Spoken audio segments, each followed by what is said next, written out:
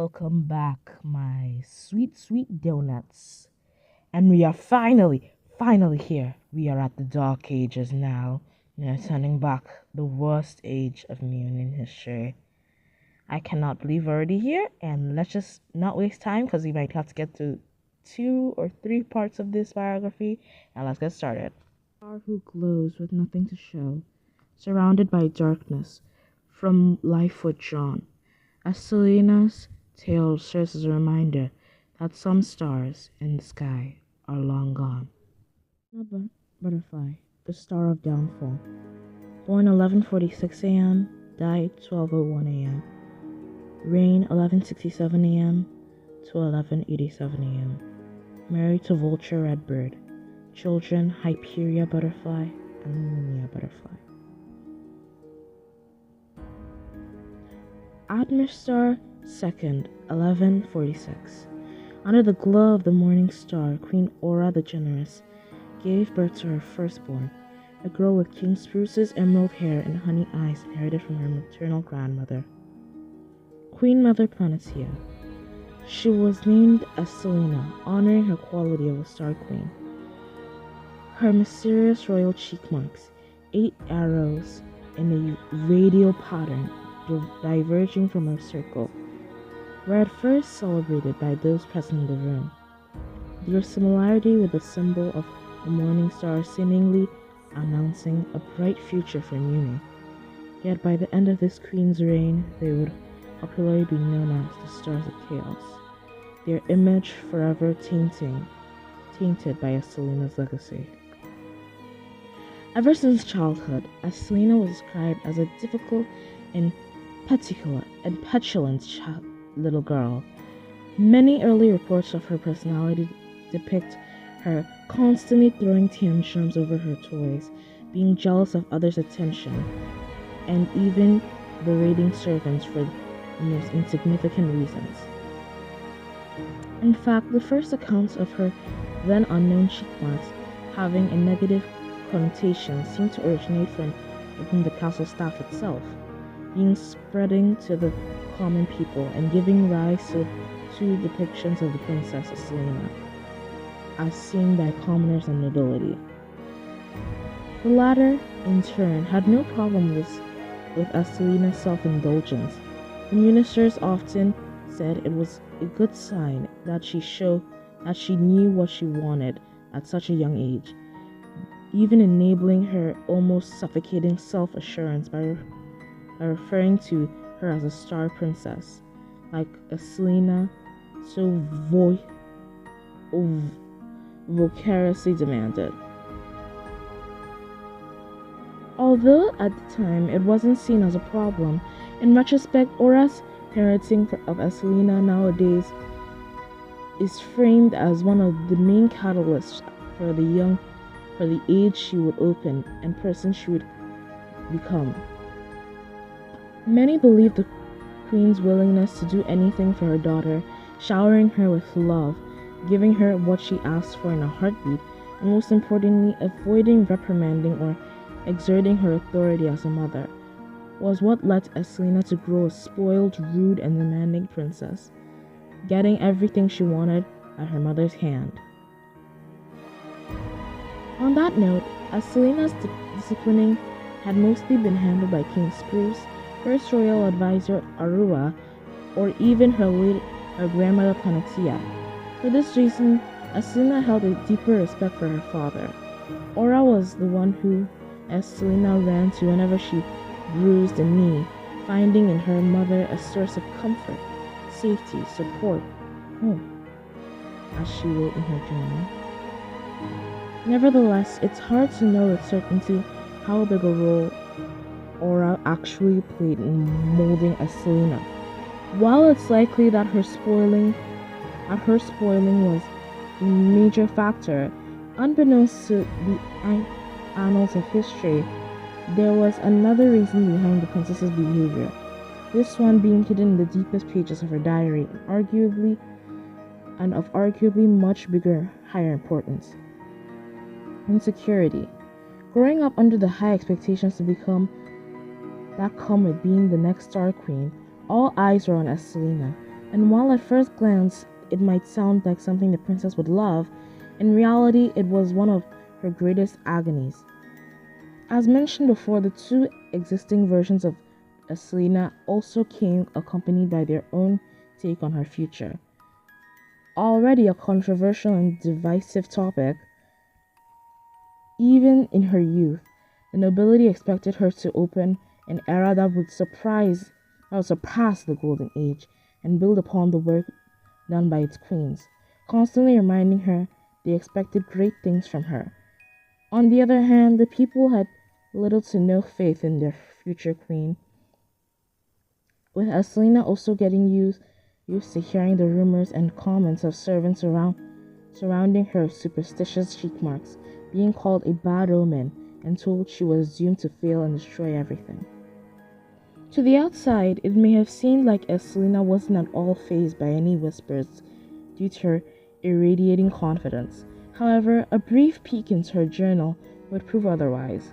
Constantly tormented by the thoughts that she wasn't good enough or had no worth due to never actually having to worry to attain anything she wanted, Estelena came to develop a certain self-loathing and anxiety that would accompany her for the rest of her life, something she tried to hide by constantly putting others down and seeking attention to feel valued.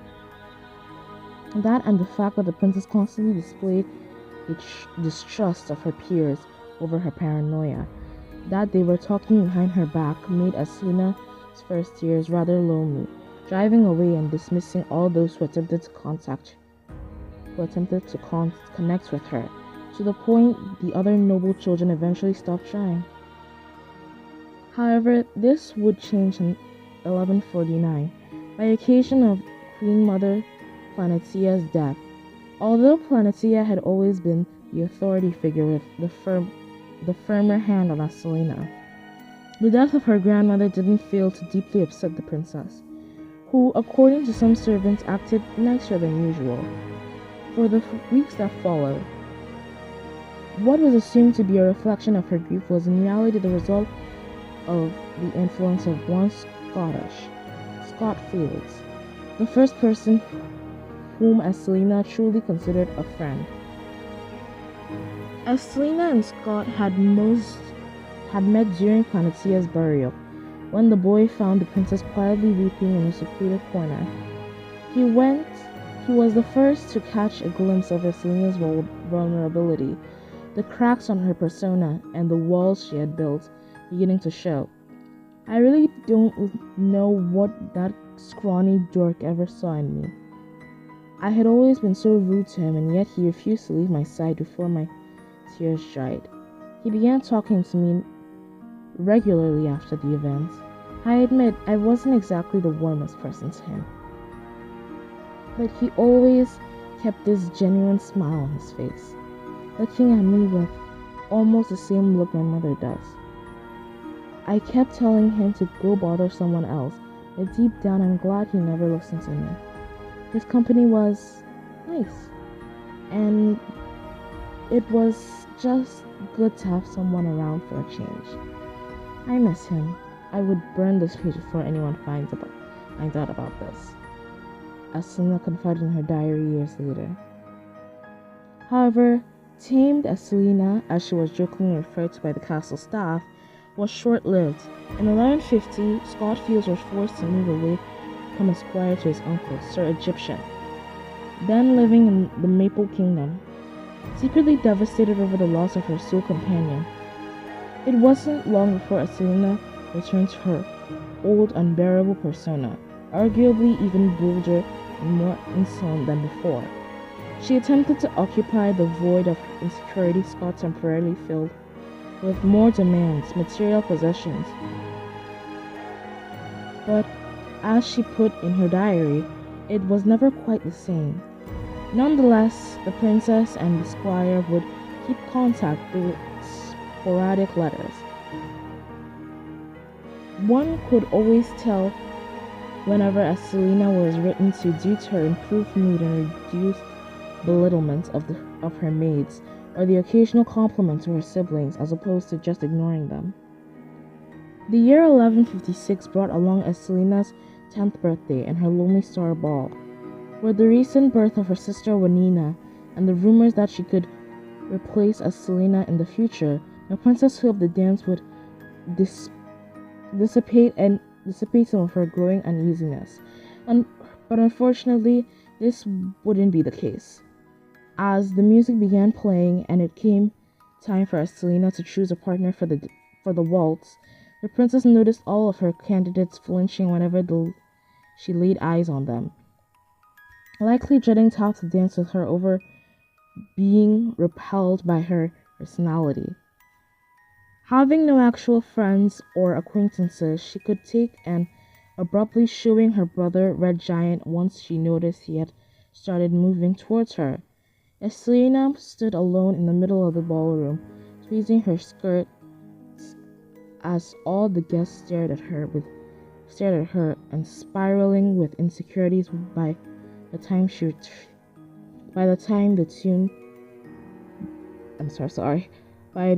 the tune ended and she began hearing whispers. Attempting to hide her tears, Estelena was about to turn to her mother and find some excuse to cancel the dance, when she saw him, fashionably late, calmly making his way through the crowd without breaking his composure. A handsome, red-haired and eyed lad appeared before Estelena's awestruck eyes, stopping when he noticed the princess alone in the dance floor, and smirking as he immediately made his way towards her. According to those in the room, he would have kissed her hand and asked for a dance, to which Estelena, almost entranced, replied by taking his arm without thinking twice.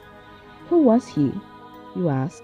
The young second cousin once removed of Lady Swallow Redbird, a charming and gallant boy named Vulture, and the love of Estelena's life. In her diary, Estelena recounts the moment of the dance. It was so magical. He was so handsome, courteous, and gentle, while we danced, smiling every time he looked at me, while I melted a bit inside. I still don't know why he chose me. I must have been in such a sorry state. My makeup was ruined, my skirt was all wrinkled. Perhaps it was a true connection. Oh, Celestia. I couldn't stop smiling throughout the whole waltz. He was so mesmerizing, it almost felt like a dream. He was so confident, and that made me feel confident. I felt safe, seen, and strong. Please don't let us cross paths again in the future. Please do let us cross paths again in the future. Alas, Estelena's wishes were heard, but not in the way she had expected. Weeks later, her grandfather Alaric passed away, driving the princess into a similar melancholic state her grandmother Planetia's death did. As she sulked in her room, Estelena was surprised by a visit from none other than Vulture Redbird, who consoled the princess and attempted to lift her spirits. This encounter was repeated every day for the following months, with Vulture justifying he was just assuring she was well, and Estelena being led to believe that the boy truly cared about her well-being and esteemed her as a person, just as he planned. Effectively, if Estelena hadn't already been obsessed with Vulture since her Lonely Star Ball, this was what left her completely infatuated with him. By saying exactly what she wanted to hear, Vulture had Estelena at his mercy, utterly vulnerable to his manipulation. Whatever he asked, the princess complied. Whatever he forbade, Estelena rejected. It was at his request that Estelena stopped replying to Scott's letters, which in time he ceased to send. It left the princess truly isolated under Vulture's talons. But that didn't matter to her. All Estelena cared about was the fabricated sense of security Vulture carried. The false confidence he instilled in her and the empty compliments he kept ushering to her name. To the point she became so dependent on his opinion and approval that she would seek his presence every day, even writing in her journal that she felt like she needed him to be truly whole. That being said, the beginning of Vulture and Estelena's relationship isn't properly documented, only briefly alluded to in unverified reports from servants. Its first factual evidence comes from the princess's 12th birthday, when the two were caught kissing under a table. Vulture was driven away from the castle by an unprecedentedly upset Queen Aura, who would have attempted to let her daughter know she didn't approve of their courtship without seeming too harsh. The actual reason why Aura was opposed to her daughter for the first time is still a subject for debate. Many believe it was because she had witnessed Vulture being exceedingly close to the other girls and didn't want her Estelena's hearts broken. Others claimed it was due to Estelena realizing Vulture brought out the worst due to Aura realizing Vulture brought out the worst in her daughter, as it wasn't at all unnoticed by the queen. For according to some Orua, that in the months leading up to her birthday, Estelena had been acting more arrogant and entitled, going back to demanding she be called the Star Princess, something which she hadn't done since childhood, and constantly bragging about the stellar age she would open. Whatever the case, Estelena seemed to obey her mother and end her relationship with Vulture. In reality, she secretly kept meeting him in the Redbird nests, away from royal eyes. Small details have led conspiracists to believe that once Vulture realized Estelena's attitude was somewhat harming Queen Aura's fate for her daughter to be queen someday, and consequently him to be king, he would have told the princess to restrain her attitude whenever interacting with powerful figures, and save it for the plebes. God, I cannot say that. For the plebs. Plebs? I don't really know. It's a plausible explanation as to why Estelena appears to be more mature and responsible by the time she turned 14 in 1160, behaving like a true modest princess to everyone's astonishment in the event. And the surprises wouldn't stop there.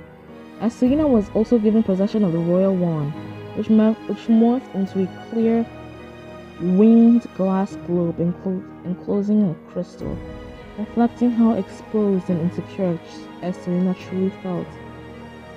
The new form of the relic immediately drew attention to many, who were quick to connect its similarities with that of Queen Solia the Usurper during the brief time she had the wand.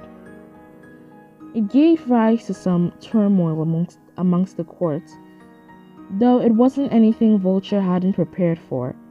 Continuing his bewilderment, Estelena offered to take some of Aura's duties upon herself in order to lighten her workload, which the queen, pleasantly surprised by her daughter's initiative, gladly accepted.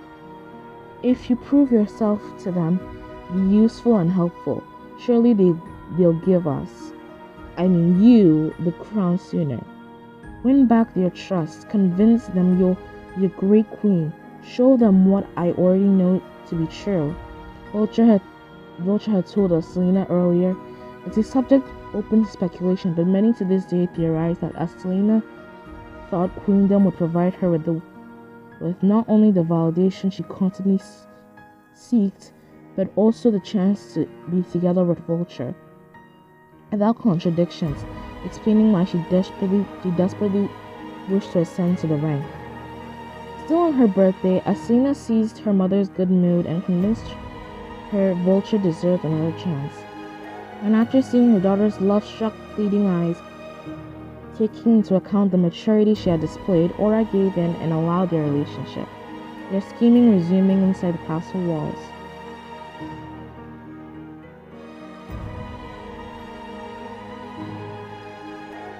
The first day of Estelena's internship took place the following week. In correspondence to King Spruce, her aunt, Lady Olive Forrest, provides a worthwhile testimony regarding the princess's first court meeting. Her Royal Highness is definitely promising, and I can tell you without a doubt that a majority of the council agrees on this opinion. She handled every task with ease and a smile on her face, finding logical solutions to the issues addressed whilst even presenting her own suggestions to improve the kingdom. The future with Estelena will be bright, rest assured. However, not everyone was of the same judgment. At the end of the meeting, after every other minister had left the room, only Estelena and First Royal Advisor Orua were left hiding some leftover papers.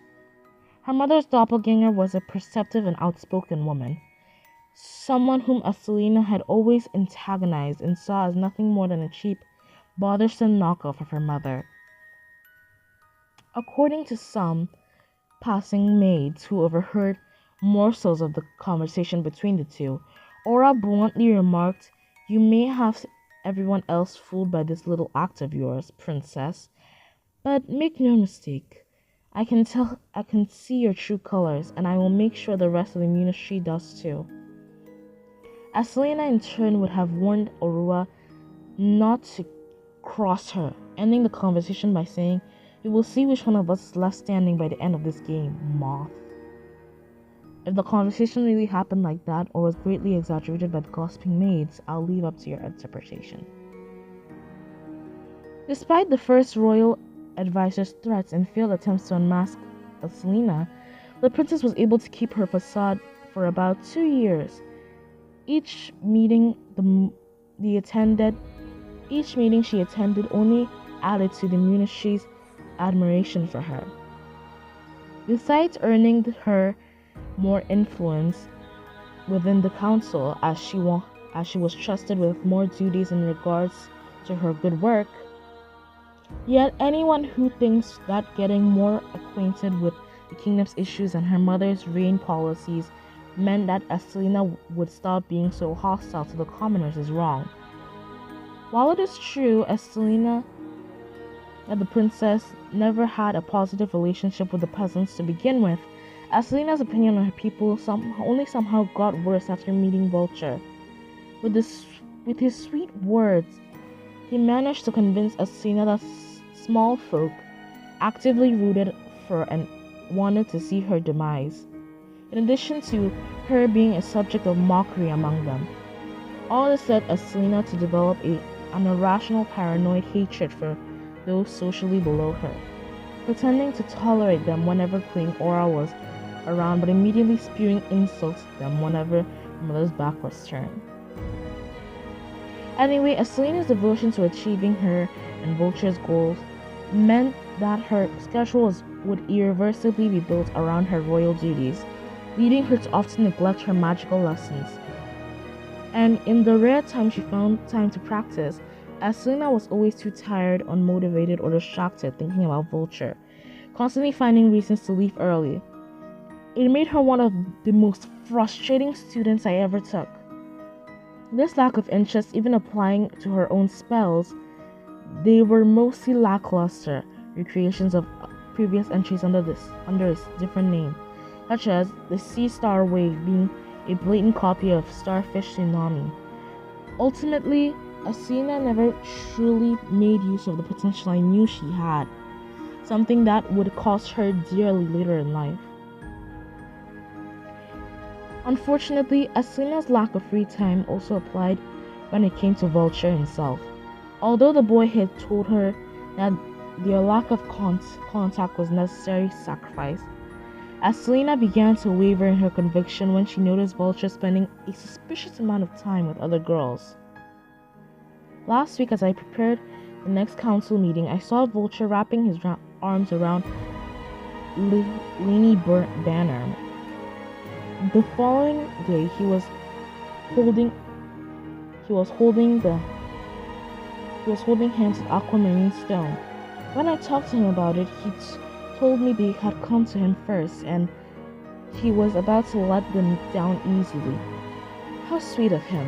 He truly is loyal to me, she reports in her diary. Despite claiming she had total confidence in Vulture, this didn't stop Estelena from having intense jealousy crises whenever the lad laid eyes on other girls. or according to any other observant, outright seduced them in front of the princess, leading to an even more strained relationship with the remaining noble youth as she childishly argued they were stealing her man. Regardless, things would change in 1162. Without prior warning, slowly but surely, Queen Aura began relieving Estelena of the majority of the duty she had conquered over the past 2 years, under the pretext of allowing her daughter to truly enjoy her last few years free of the weight of the crown. A noble excuse, perhaps not what Estelena wanted to hear. Feeling robbed and frustrated that her hard work had been for nothing, the princess was left with a silent bitterness that seemed to grow every day, blaming first royal advisor Aruba for surely meddling in her mother's judgments, and thus resenting her even more. Estelena was soothed by Vulture, who assured her it was just a temporary setback, as both plotted a way around this problem. At first, it simply consisted in Estelena persisting in being helpful to prove her mother had made a mistake. However, years passed and Queen Aura didn't seem to be in any way closer to going back on her decision. Albeit praising her daughter's dedication, fretful again, the pair turned to the history books for answers, eventually concluding that the engagement of the heiress always seemed to announce the abdication of her predecessor. With that in mind, Vulture proposed to Estelena in 1165. Although already expecting the question, didn't fail to squeal with joy, finally getting what she wanted most: marry the man she loved. The engagement was announced the following day, and although congratulating her daughter, Aura once again failed to announce any intention to abdicate. 2 more years passed and no changes occurred, even with Estelena not subtly bringing up the subject on a monthly basis, while Estelena's deplorable insistence is often chastised nowadays. Many fail to realize that the princess could have been far more insistent, as Vulture in fact urged her to. With her cause, there have oh my god, I cannot speak. With her cause. There are those who believe Estelena was far too satisfied with her engagement period to actively work to end it, especially given a hidden entry in her diary where she admits she wouldn't mind delaying her coronation until the end of time if it meant that Vulture would be hers forever. That being said, it was her fiancé who this time grew impatient with both the queen and the princess's inaction. Intent on pulling Estelena out of her fairy tale dream and force her hand, Vulture attempted to pit the princess against her mother by planting seeds of doubt in their relationship, saying things like Queen Aura was scared she'd be a better queen, that she was opposing her daughter's greatness, or even more gravely that her mother had been delaying her coronation on purpose. Now there isn't any factual explanation for how Vulture could have possibly known the last fact. It is generally agreed upon by scholars that he'd likely fabricated a rumor in an attempt to truly make Estelena question her trust in Queen Aura. Simply being lucky it corresponded to the actual truth. Either way, what matters is that for once, Estelena found Vulture's words hard to believe. Her mother had always supported and believed her. Being the one constant in her life, Estelena wasn't ready to let go. Desperate and determined to reach the truth, the princess went to the Magic High Commission and begged them to unlock her grandmother's open book spell. She claimed her mother's life was at stake and emphasized it was urgent, falsely mentioning some conspiracy against Her Majesty. Incredibly, her plan worked. On that same night, Estelena sneaked into her parents' bedroom as the castle slept, whispering the incantation while she gazed upon her mother's sleeping body, and the answers she was looking for were revealed to her. Aura did in fact intend to hold off the throne as long as she could, even reign until death if she had to. Disheartened, betrayed, and broken over the fact that even her own mother had seemingly given up on her, Estelena had let go a faint gasp as her eyes filled with tears, and she felt the ground disappear beneath her feet, enough to wake Queen Aura from her light slumber and cause the princess to run. However, upon noticing her mother was chasing her through the corridors, attempting to get some answers herself, Estelena stopped and hit Aurora with a sleeping spell, ending the pursuit at once. In silence, she carried the queen back to her bed, carefully tucking her back in the sheets, and she kissed her forehead before leaving, magically manipulating her memory so Aura would wake up thinking it had all been a dream. To this day, what happened remains a secret. Reeling from the discovery, Estelena was further driven into Vulture's arms in her search for validation and comfort, who was quick to take advantage of her fragile state to further warp her relationship with Aura. With each passing day and poisoned word from her fiancé, Estelena grew increasingly resentful of Aura, writing in her diary she was a fool for thinking her mother was different. Her hostility towards the queen boiled to the point Estelena was completely apathetic and susceptible to any idea Vulture suggested, ragefully telling him to do what he must, as she left him to ploy. Not long after, as mentioned in the previous biography, first royal advisor Aurora mysteriously died, an event all too convenient for the princess to be labeled as a mere coincidence. Suspicion quickly began to fall on Princess Estelena once the death was revealed to have been a murder. Her aversion to her mother's doppelganger being a well-known fact, in addition to her having been the one who found the body. Officially, whether or not Estelena was responsible for Aurora's death remains unknown. Unofficially, however, and to be the knowledge of few, Estelena was surprised by the death of the general public. Despite her scorn towards her mother, the truth is that her heart had secretly skipped a beat when she first thought it was Queen Aura lying on the floor. In a hidden passage in her diary, Estelena further reports she found an empty vial of poison on that same night with a red note that read, "Our deed is done." Horrified to confirm her guesses were true, Vulture is responsible for Aurora's death. Directly confronted Vulture about his actions. Some believe she was afraid of starting an argument with him over their diverging morals, gaslighting herself into thinking Vulture had done it for their love. Others attribute it to wanting to protect him by keeping the secret, and a third faction claims it was so that her fiancé's image wouldn't be further tainted in her eyes, preferring to be kept in the dark about all the details, including who his actual target was. We may never get an answer to it, but do know this: Vulture was incapable of telling the queen apart from her doppelganger, something only the royal family was able to do. Nonetheless, it ultimately wouldn't matter whether Vulture was going for Queen Aura or first royal advisor Aurora. Once he promptly reminded her of their pending wedding, Estelena recomposed herself from the initial shock that came with the death, and along with her fiancé, focused on devising a scheme that was sure to get her mother out of the throne. It is often said it would have been more merciful if Estelena simply allowed Vulture to have his way and put the queen out of her suffering.